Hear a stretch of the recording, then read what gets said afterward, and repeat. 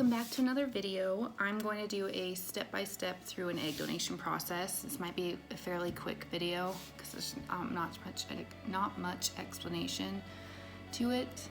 But if you're interested, stay tuned.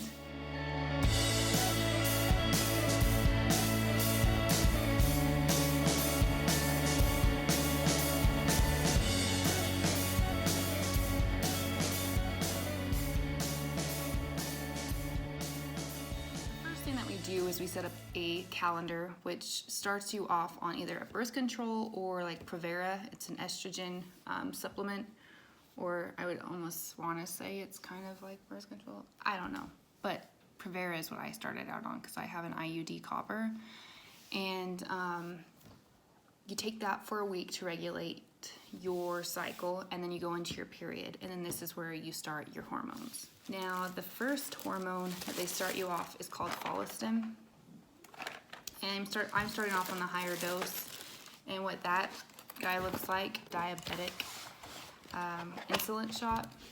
Gauge it for how much your dose is, and then you just put the needle on and stick yourself in the stomach, which, if you all hate needles, I don't mind needles, I just can't watch it go in, but it's like the hardest thing in the world because I have to do it to myself, and yeah, it's fun. Second hormone is going to be called Menopur.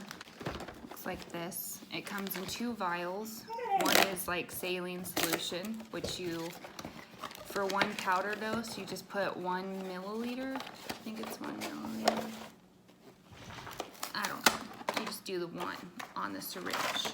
So what that entails is you take the saline solution, you create yourself a little syringe with 1 milliliter. I was right.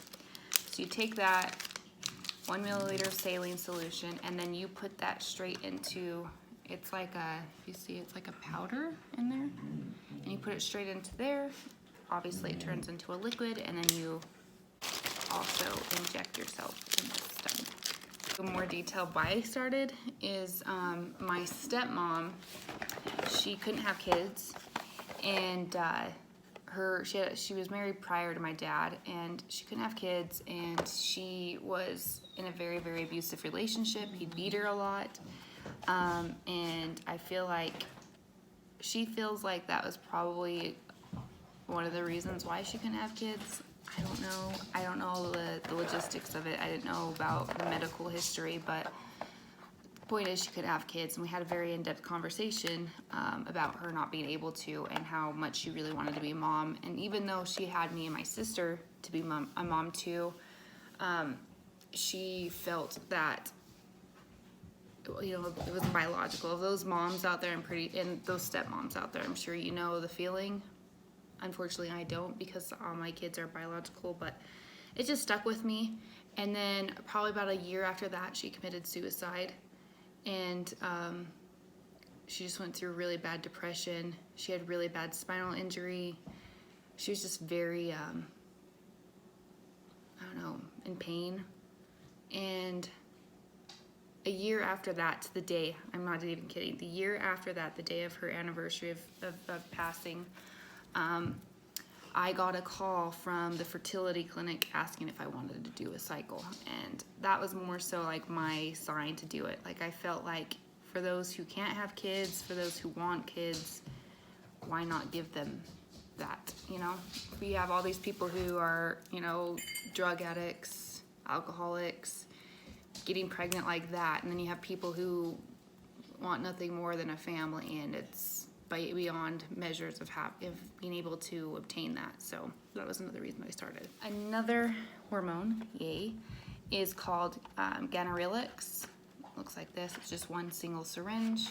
After you get to a point of where your egg follicles are reaching 18 to 20 millimeters in size, they will then start you on Ganirelix, which is kind of like the glue that keeps your eggs from ovulating out, or from you ovulating your eggs.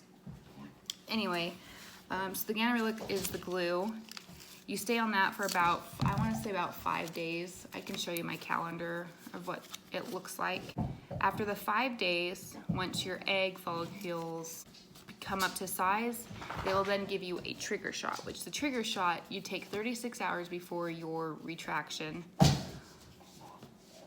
And that creates you to ovulate the eggs. Now the first cycle, this is my third one, so my first cycle, I think I only got like 40, which is a lot. It's like 40 something eggs, which is awesome. The time after that was even more, it was 62. And I'm not too sure the greatest amount anybody has been able to retrieve, but I know that is a fairly good retrieval. You're bloated. You can't have sex after, I'll show you my calendar. I know it probably doesn't mean much, but all the yellows mean blood work and ultrasound appointments to measure the eggs. The reds means stop taking medications, or this one in particular is you can't have any high impact exercising, intercourse, anything like that. You can't move around, I mean, you can't jump around or anything, move around a lot, just because your ovaries are the size of a walnut, and after the day before, I think it is, your retrieval, your eggs each are about the size of a large orange. So you're bloated, you're crampy, you don't feel good, and you're hormonal, obviously, from all the hormones that you have to take. Yes. So you take the trigger shot, wait 36 hours, and then you go in. They have an anesthesiologist call you the day before to see about any obviously health risks or anything of having to be going under. So the night before your retrieval, this is very unhealthy in my opinion, but you have to clean yourselves. But they make you they make you douche 2 times, I believe the night before and the morning of, before you go in. And then that's when the retrieval will start.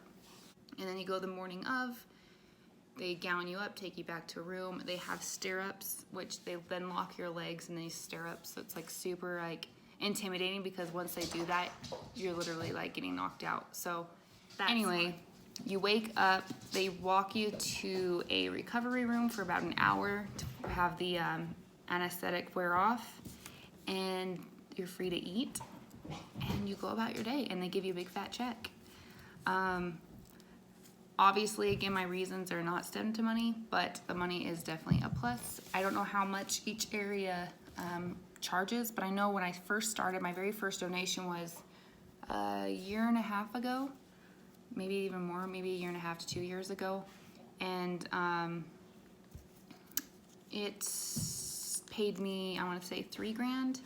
And the last 2 times was $3,500. Well, the last time was $3,500, so I'm expecting, and that was only 4 or 5 months ago. So I'm expecting about the same amount this time as well. But anyway, that is my egg donation cycle. So from start to finish, the whole process is, I want to say about 3 weeks to a month. The month is really like the first week of taking birth control or the Prevera in order to regulate you, to get you on track. And then it goes straight into your injections the next week. So that goes for about 2 weeks, and then your egg retrieval. So it's really like three and a half weeks. So another common question I get is, how much do you spend out of your pocket to do this? And you spend absolutely nothing. They pay for the blood work, they pay for the appointments, they pay for all the injections, which I didn't know this, but the last appointment I had asked, and each vial of at least the Follistim I asked is about $300. So you're taking that for a good 9 days.